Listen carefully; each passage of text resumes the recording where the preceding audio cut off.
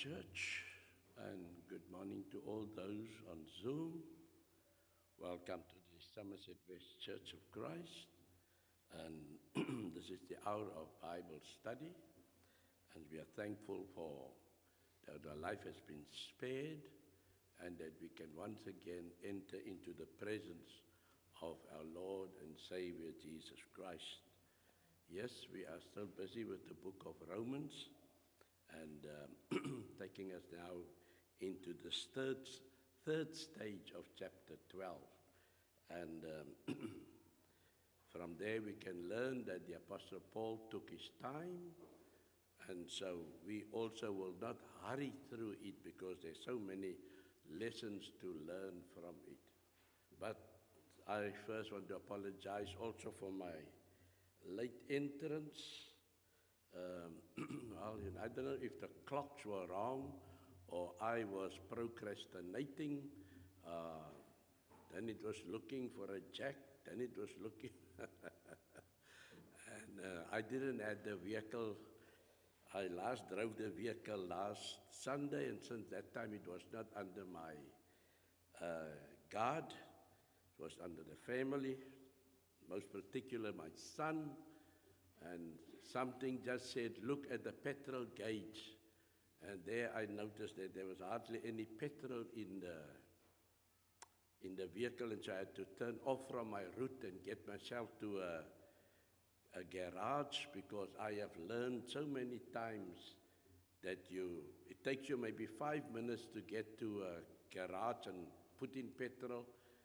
And if you run without petrol, it can take you up to an hour to get help and assistance. So I rather turned off from my route to get to a garage and put in some petrol to get to the church. So that is now something between me and my son, for leaving me with a vehicle that is, so to say, empty. Although I know there was enough petrol in the vehicle when he took it. And so anyway, this maybe it's a father's sacrifices or whatever, and we're going to learn about all these things. But also, let's just go to our Father in prayer, and so let us humbly ask that He will strengthen us and prepare us for this day or for this hour. Let us pray. Thank you, Heavenly Father, that you have blessed us, that you've kept us safe. We are thankful for waking us up this morning so that we can once again be present here and to be present with the Lord. And Lord, there's so many things that we are thankful for, but also we want to pray for our brother Carl's family. Yes, he's a great age at 91, and he has seen the light, and he's been a stalwart in the church, but he has also gone to meet his Savior. And so we pray for the family, Lord, that they would not feel at a loss, but know that here was a man that even in my younger days, he was a matured Christian, and I could also from him learn what it means to be a follower of the Lord. And so, Lord, I pray that all of us will come to this point that we will be separated from our loved ones. But, Lord, that is just a calling, because it is, we all have to part from this life. We are only in a temporary capacity here on this earth. This is not our one and only life, but this is a life that we live to your honor, to your glory, so that in the end we can reap the benefit of eternal life. So he has been an example to his children, Lord, and I pray that even to the church as a whole, that you would bless the church in this time and say, we know of a man that walked. He walked the Lord's way, he taught the Lord's way, and he lived the Lord's way. So thank you, Lord, that we can be here this morning, and everything we do, let it come come to your honor. Let it not be our words, but let us teach according to your will. Lord, I pray that you would be with those that are suffering, and that I pray, Lord, that you will strengthen them in this time, though the illnesses are there, the aches and the pains are there, but we know we can take it to the Lord in prayer. Be with those that are traveling, Lord, and I pray that you will give them safe traveling mercies. All this I pray in the name of Jesus, and for his name's sake, amen. Now, chapter 12, it is now my third week that I am in chapter 12, and I pray the Lord that we would use it to our benefit, because as I say, this is now 12C, and it is our third dish on the book of Romans in chapter 12. Now, in verses 1 and 2, if I just had to repeat it and just to make ourselves aware, verses 1 and 2 said that we have to transform our life. Because 1 and 2 says, therefore I urge you, brothers, in view of God's mercy, to offer your bodies as a living sacrifice, holy and pleasing to God. This is your spiritual act of worship. Some would say your reasonable service. Do not be conformed any longer to the pattern of this world, but be transformed by the renewing of your mind.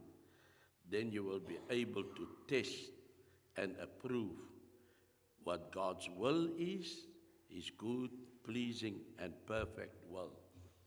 I'm reading a little bit, I'm not used to this. This is our late brother Paul's Bible, and it's, so to say, now the pulpit Bible here. And the language is different, because I've just given my New American Standard Bible. Somebody, because it's a large print, and so I gave it to someone that says they're looking for a large print, and so I must now go and dig myself for a large print Bible. So that's why these words is almost new to me, but it does flow with the idea that verses 1 and 2 means that we must have transformed our life. If we have been a worldly person and we've gone through the waters of baptism, on the other side there's a transformation that took place. So we are no more the same person. We are now new. We are new in Christ Jesus our Lord. And then at the last time, as last week, we had verses 3 to 8, where it says we must have a renewed thinking.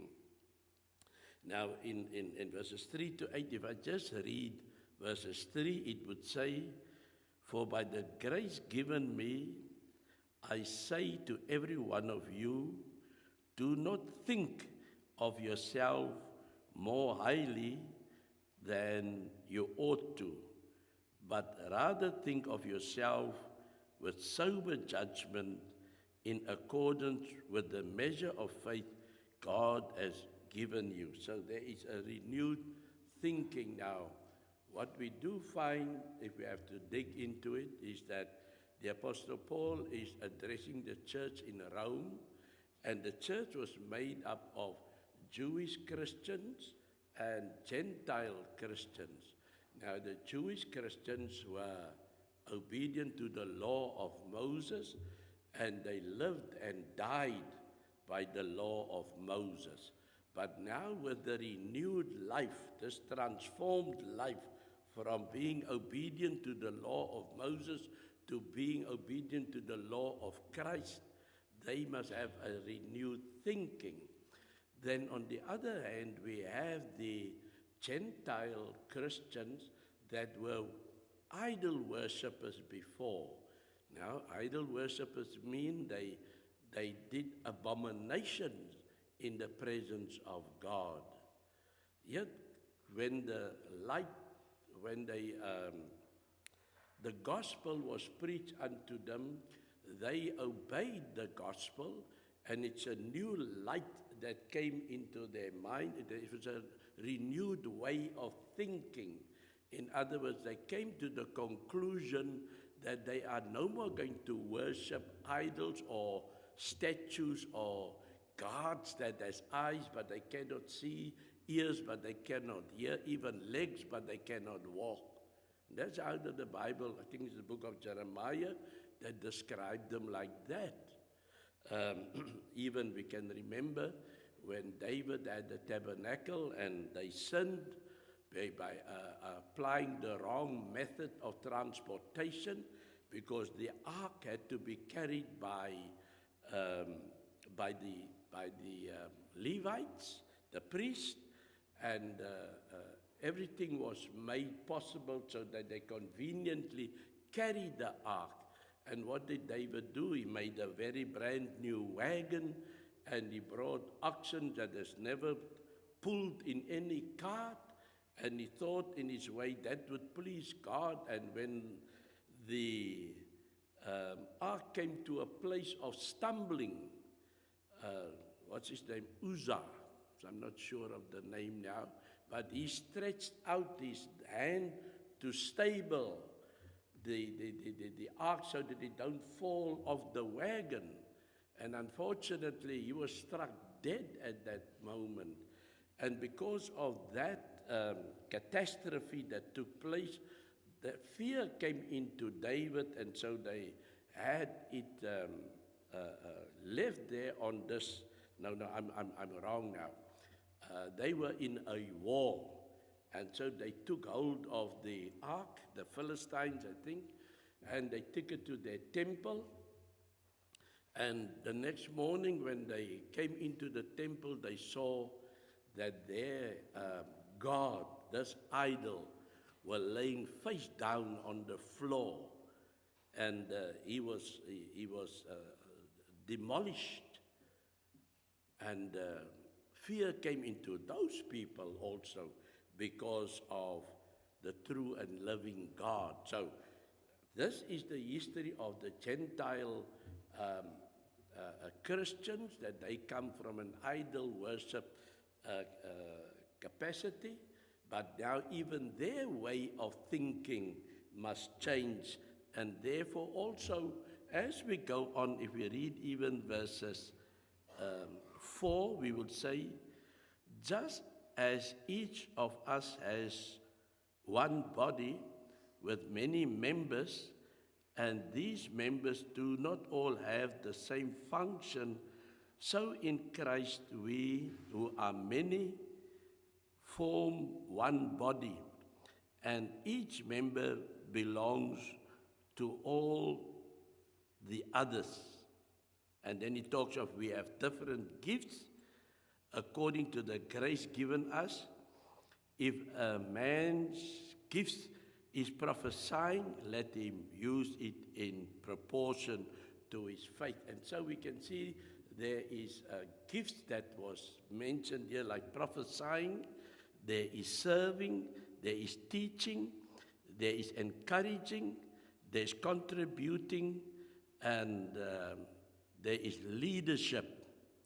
And the Apostle Paul now says you are one body with many members. Now he's looking at the church, as I say again, he's renewed their thinking. They had the law of Moses, the Jewish Christians, and the Gentile Christians had their idol worship, and both of them had to renew their thinking. They are forming now one body. Remember, there was animosity between the Jews and the Gentiles. They didn't serve. They would not even be in one place together. And all this thinking must change, because everyone is now a loved one in the eyes of God. And if we've given the Jewish Christian the gift of prophesying, then so it would also be amongst the Gentile Christians. There was no separation. God didn't make meat of the one part and fish of the other part. No, they were all consist of the same. By God, there is no partiality. That is what we read earlier in the book of Romans. And so their way of thinking had to be renewed. Now, from verses 9 to chapter 20, verses 21, we are now in the fruit of love. So this is a new we can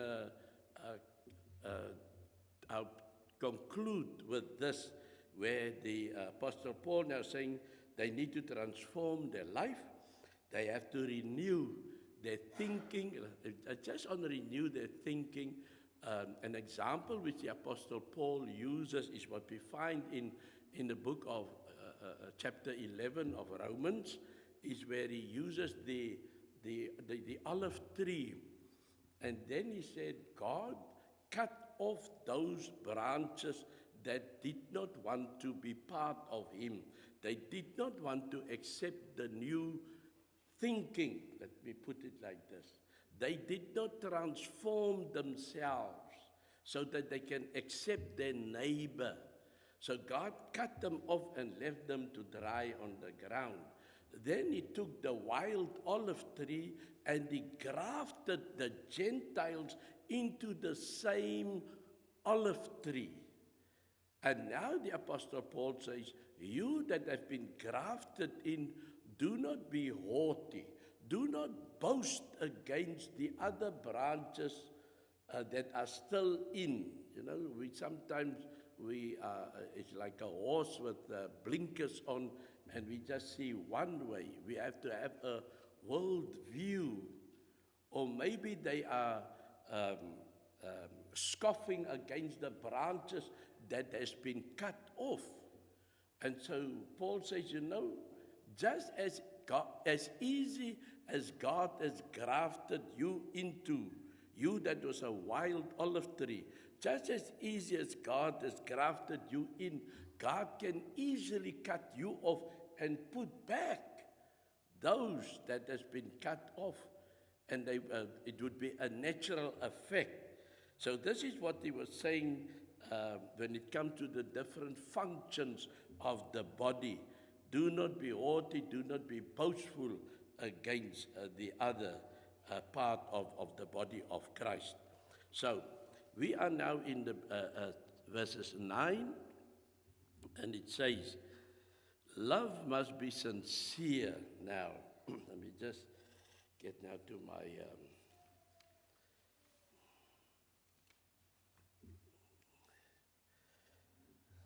in fact, it says love must be sincere, and to sum it all up, we must have genuine love. As you said, love must be sincere. Let us just look at that first introduction of verses 9. Love must be genuine. In other words, quite simply, we must have a real love.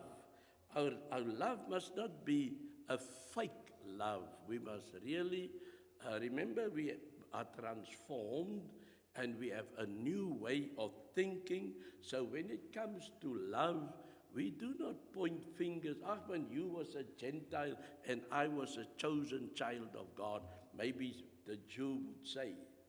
And the Gentile on the other hand would say, you know what? When there was a bump in the road, you fell, and God brought us in because of your weakness. And maybe they was pointing at each other. And the Apostle Paul says, no, that is not how it should be. We should be encompassed with genuine love. He says, the Christian life is not pretending to love people when in your heart there is bitterness, strife, hatred, or malice. You cannot have all that in the same. I cannot be here a child of God and I must love, But there is still bitterness in my body. There is still strife in my body. There is hatred in my body. And there is malice in that. No, it doesn't. It is,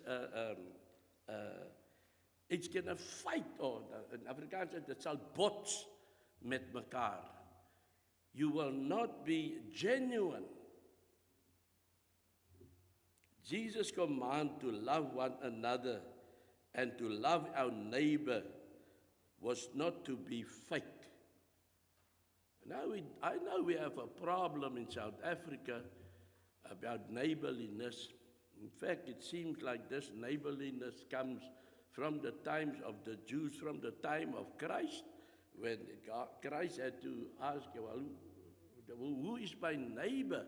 When the Jews asked him, and the scribes, the Pharisees or so, well, who is then my neighbor? And then Jesus made the example of the Samaritan that fell amongst the thieves. And way back came a Levite, and another one was a priest.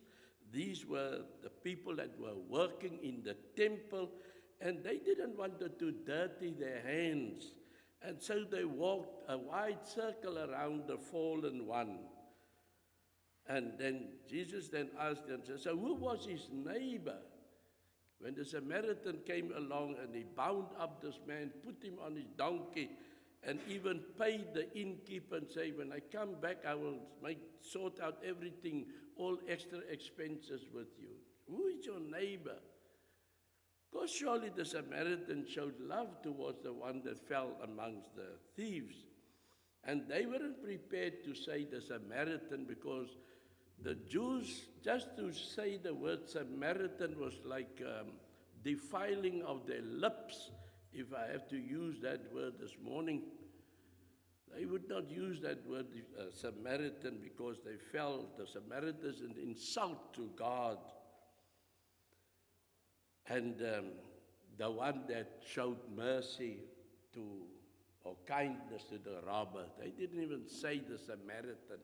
So, but here we learn that our love must be genuine. That is, get over what someone did to you and show them love. Don't be a hypocrite. We have sinned against God, but God still acts in favor of us and works on behalf of us. How dare we turn around and have a grudge or a problem with someone after we have seen the love of God poured out? Now, I'm sure many of us has gone through this exercise where we know that someone has wronged your name, and you have been, and it was not nice. I know for years I walked in my heart with somebody that did me wrong. And eventually, as it happened, I was at the lectureship in Benoni, and that, I think it was the morning service. They spoke about love, and it touched me so that when I saw this brother in one of the corridors, I could not help it but just walked up to him and embraced him and saying, I'm sorry for my attitude towards you. Because when I see him come there, then I walk this way. I didn't want to know I was a man that was, in my way, filled with love. But that touched me, and I couldn't resist it. I had to go up to him, and maybe life was a bit easier after that. But I'm just saying, this is what the Lord wants us to do. He has forgiven so much. I was a vile sinner, and yet the day came when God said, Stephen, your sins are forgiven. You are now part of me. And then Satan comes and throws a curveball. And you've got to learn, maybe it was God's way to teach me, love your neighbor. Then he goes on to the next verse and he says, hate what is evil, cling to what is good. Now, hate what is evil. Now, we should have a holy hatred for everything that is evil. We cannot take joy in evil. Now, there's lots of things that's happening in the world today which is evil. Call it evil. It's not love. It is wrong. We must hold on tightly to the things that are good. Paul is calling for a total commitment to what is good and a total rejection of what is evil. I want us to consider something very important. Real love does not love everything. Now, there's something that we've got to say that's wrong. That is, the way the world is today, there is so many, they really call Christians today hypocrites. And in a way, it hurts when people call you a hypocrite just because you take a stand against that which is wrong. And we see the Bible says, hate what is evil. I mean, if we look at the first part of verse 9, love must be sincere, but hate what is evil, cling to what is good. So we've got to keep our perspective. That is wrong. That's a worldly item. And if it's not in accordance with the will of God, no, but I mean, we have this problem in the world today of pride. And there is so much love that they use this, that they even tell us that there is so much love among the pride community. You come second to the love that is, of course, but must we be intimidated by that love? If it's hateful, if it's an abomination, that settles it. Hate what is evil and cling to what is good. So it is critical that we teach this godly worldview to other people and to our children. We must make our children understand what is the right way and which is the wrong way. There is an evil and there is good. There is a right and there is a wrong. We do not make what is right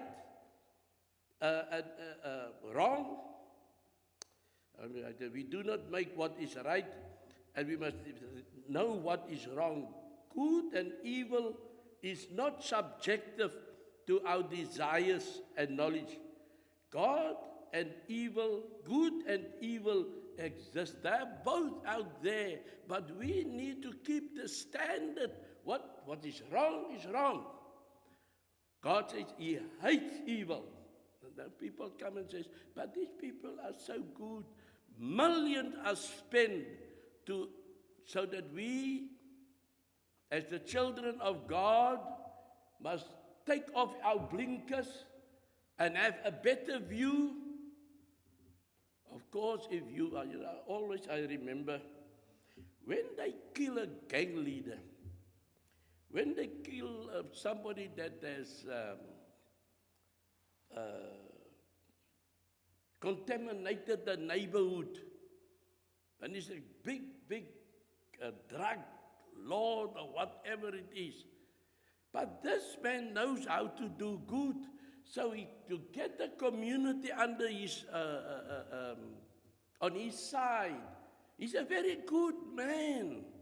He looks after the poor. He sees that nobody goes hungry. He sees that everybody says, there's no better person in this community. Even he surpasses even the priests. But we know that he is the drug lord.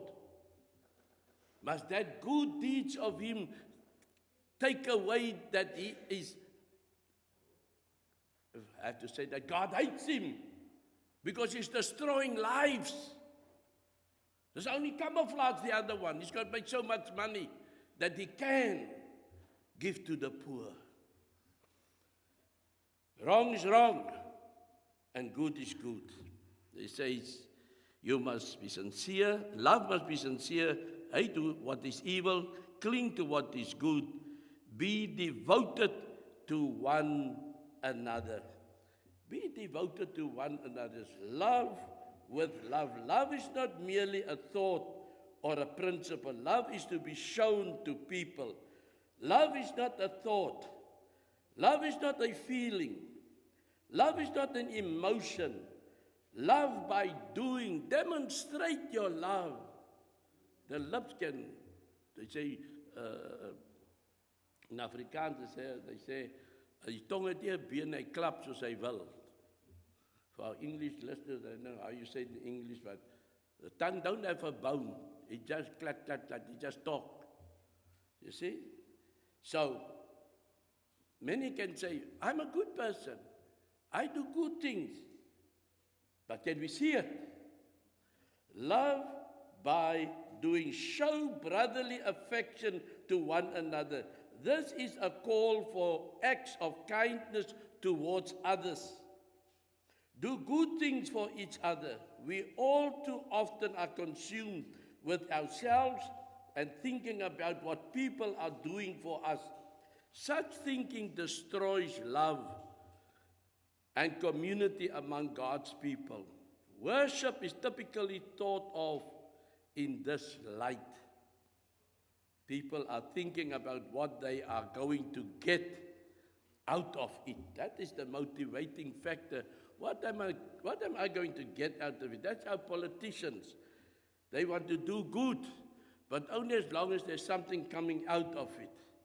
They are not thinking about what we are putting into it to encourage others and love others. Our gatherings are not solely about what we get out of them, even though we certainly strive to edify.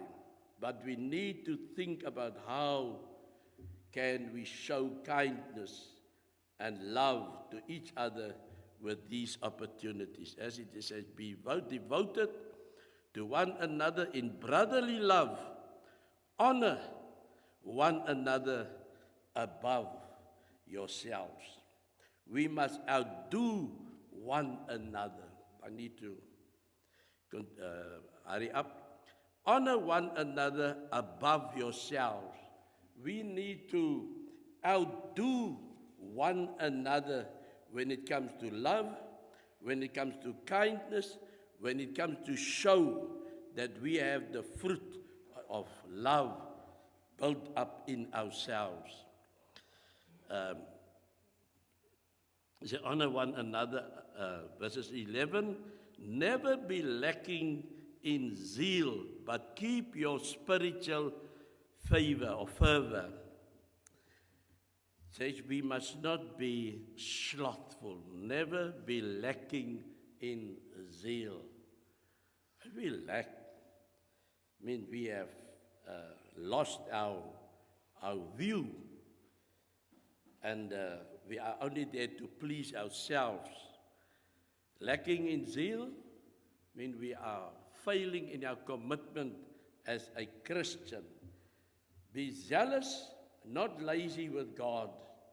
Don't be lazy with what you ought to be doing for the Lord. This is a powerful reminder. Do not slow down in your service to God. Keep boiling with fervor for Him. Jesus' warning to the church at Laodicea was not to be lukewarm. Do not grow weary in doing good. Don't let the flame die down. How easy it is for the zeal that we begin with for the Lord can disintegrate into pew sitting and slothfulness. Now we know when we first came out of the waters of baptism, we wanted to move mountains. There was a zeal, there was a burning, there was an, I'll do it. And after many years, that flame is just about a little bit of wind and it's out. It has not been nurtured. And so we must not be slothful in our work. We must not be lacking in our zeal. Verses 12 says, be joyful in hope. Now we know that the book of James would teach us in the beginning, count it all joy, our brethren, when you fall into all kinds of temptations or tribulation. But at the end of it, all that, using my own interpretation now, we will reap the benefits of that we count it all joy. We knew that when we took on this commitment to become a child of the Lord, to commit ourselves to His way, to the way of life, which is pleasing to God, things will not go smooth. We'll find so much opposition. We will even tell people and say, man, you're missing out on life. And maybe we will see that there is life on the other side. But that life only lasts for a little while, because the Bible do teaches us that it is just for a moment that it blossoms, and when the real grit comes to, it fades away. It's no more. And so James would say, count it all joy, brethren, when you are caught into all kinds of tribulations and so on. So it says here, verses 12, be joyful in hope, because we know our struggling here is for a moment. There is the reward of hope. And then patient in affliction. Well, this is what James just said. Faithful in prayer. It's all in verses 12. And we then are taken to Philippians that say, Philippians 5:17, would say, pray without ceasing. In other words, live. You know, there's many times that our thoughts may be idle. Maybe we fill out, I've got nothing else to do now. Let's put on the TV, see what is there. Maybe there's sports on. Who's playing Manchester United? Let's see. Is the Springboks on? Oh, now you must not disturb because the Springboks are on, and so on. Oh, that is all good things. But do not be slothful in praying. He said, be constant in prayer, always praying. Is this true of our prayer life? Can we say that we are persistent in prayer? Many of us may need to rededicate ourselves to talking to God constantly. And any spare moment we have, we must convey to God. So we must be constant in prayer, or pray without ceasing. Verses 13 say, share with God's people who are in need. Practice hospitality. So in other words, contribute to the needs of the saints and show hospitality. We cannot become self-absorbed so that we neglect the needs of others, of other people. We must show our care for people. And the best way we show that is with our time and money. If other Christians are in need, we must help. And so we find that we ourselves get many requests, maybe from our brethren up in maybe Malawi, Zimbabwe, DRC, and so. When they make a request, we must not say, oh, these brothers is always asking. No, we must empty our coffers and we must help, because we need to contribute to the needs of those. Verses 14 says, bless those who persecute you. Bless and do not curse. Now, it comes with two. We just spoke now in the beginning of the love prospect. And now it is now, bless those who persecute you. Versus hate that which is evil. Should we not hate those that persecute us? And so Paul changed the setup before we are now consumed with too much hate. He says, bless those who persecute you. Bless and do not curse. How difficult it is to speak well of those who do harm to us. To keep our tongues under control and speaking properly. The teaching is easy in theory and so difficult in practice. When it is bless those who persecute us. Bless and do not curse. Verses 15. Rejoice with those who rejoice, mourn with those who mourn. Yes, just heard now, saw this morning on the Western Cape Preachers, where Rowan notified the church about the passing of our brother Andrew Carlse, and thinking of the mourning now. Yes, we must not mourn as those that has no hope, I'm sure, because we know a man that is, as long as I know him, I met him as a Christian. When I met him years ago in the Grassy Park Church, every Thursday night we used to come together there for the midweek service, and that's where I met him, and maybe I was about 23 years old, so that's more than 50 years ago. And so all I can say, I met him as a Christian, and I say goodbye to him as a Christian. How many things maybe not have come into his life which he could have thrown up, give up the calling, give up the struggling, yet he persevered. And so we have that in this life, thankful for brethren that kept the faith, though there were many things that came their way in which they can just give up. So we do not want to give up. It says here in verses 16, there's verses 16 now. Live in harmony with one another.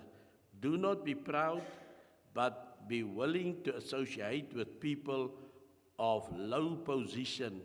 Do not be conceited. Now the wording there is a bit different to the New American New King James Version, but it seems, I think it's the book of James that also tells us that when someone comes in good clothing, then we give him the front seat. But when we see somebody come in with shaggy clothing, we say, your place is there at the back. Because we look down on people. Maybe it's a human thing, but it's not a Christian thing. We need not, we must take a recognition, live in harmony with one another. Do not be proud, but be willing to associate with people of low position. Do not be conceited. Verse 17, do not repay anyone evil for evil. Be careful to do what is right in the eyes of everybody. It seems like the Apostle Paul now is taking everything together. And he says, I don't want you to be separated from the world, but you don't repay evil for evil. No, we need to reach out. Be careful to do what is right in the eyes of everybody. And so, Ephesians chapter 6, it says we need to clothe ourselves with the full armor of God. And that is now to defend ourselves so that we remain standing. And this Romans chapter 12 is, the remain standing is we protect the outward. But the Apostle Paul is saying, this is the inner man. Chapter 12 is the inner man. This is what the inner man must consist of. And so we are thankful that the Apostle Paul in chapter 12 can say, Stephen, you do not need to grope in the dark. I've got the recipe. Chapter 12, there it all starts for you, so that you can know how to serve the Lord in spirit and in truth. Thank you for being here this morning. I pray the Lord that we was encouraged to see that we've got to feed the inner man. And how do we feed it? Read chapter 12 of Romans every day. Let us pray. Thank you, Father in heaven, for your blessed and the blessings that we received this morning. how we had to nurture the inner man so that we can really say, I'm a soldier of the cross, and though many things may come to hinder me, I will remain steadfast in doing the will of the Lord, because I know He is the one that gives me the daily strength and the wisdom.